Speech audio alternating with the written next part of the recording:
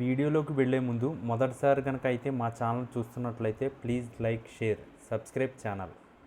గత ఆంధ్రప్రదేశ్ ఎన్నికల సమయంలో జగన్మోహన్ రెడ్డిపై కూటమి నేతలు, ముఖ్యంగా పవన్ కళ్యాణ్ సినీ పరిశ్రమను అవమానించారనే ఆరోపణలను అస్త్రంగా వాడుకున్న విషయం తెలిసిందే. టికెట్ ధరల విషయంలో జగన్ ఇండస్ట్రీని కించపరిచారంటూ విస్తృత ప్రచారం జరిగింది. దీనిపై చిరంజీవి కూడా బహిరంగంగా మాట్లాడకుండా కూటమికి అనుకూలంగా మౌనంగా ఉన్నారు.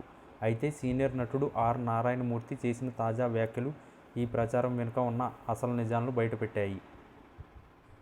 ఆర్ నారాయణమూర్తి మాట్లాడుతూ టికెట్ల రేట్లు పెంపు విషయంలో జగన్ చిరంజీవిని అవమానించలేదని, అలాగే సినీ ఇండస్ట్రీని తక్కువ చేయలేదని స్పష్టం చేశారు. టికెట్ల రేట్ల విషయంలో జగన్మోహన్ రెడ్డి గారు చిరంజీవికి అధిక ప్రాధాన్యత ఇచ్చారు. చిరంజీవి ఎలా కోరితే అలాగే చేద్దామని జగన్ చెప్పారని ఆర్ నారాయణమూర్తి తెలిపారు. దీంతో జగన్ ఇండస్ట్రీని అవమానించారన్న ప్రచారం నిరాధారమైనదిగా తేలింది. ఈ నేపథ్యంలో చిరంజీవి సైతం ఆ సమయంలో తనను జగన్ అవమానించారన్న వార్తలపై స్పందించకుండా స్టార్గా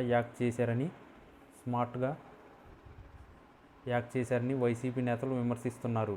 ఇదిలా ఉండగా ఇటీవల బాలకృష్ణ అసెంబ్లీలో చిరంజీవిపై చేసిన అనుచిత వ్యాఖ్యలు నేపథ్యంలో ఈ మొత్తం అంశంపై మళ్లీ చర్చ మొదలైంది. బాలకృష్ణ వ్యాఖ్యల కారణంగానే చిరంజీవి జగన్ విషయంలో అవమానం అనే అంశాన్ని రాజకీయ ప్రయోజనాల కోసం వాడుకున్నారనే బండారం బయటపడిందంటూ విమర్శలు వెల్లువెత్తుతున్నాయి. జగన్ తనని అవమానించారని అంశంపై మౌనంగా ఉన్న చిరంజీవి ఒకవైపు తనపై వచ్చిన అవమానాన్ని మౌనంగా స్వీకరిస్తూనే మరోవైపు జగన్పై వచ్చిన విమర్శల విషయంలో కూటమికి మద్దతుగా వ్యవహరించడం వెనుక రాజకీయ వ్యూహం దాగి ఉందనే చర్చ ఇప్పుడు సినీ రాజకీయ వర్గాల్లో హాట్ టాపిక్గా మారింది.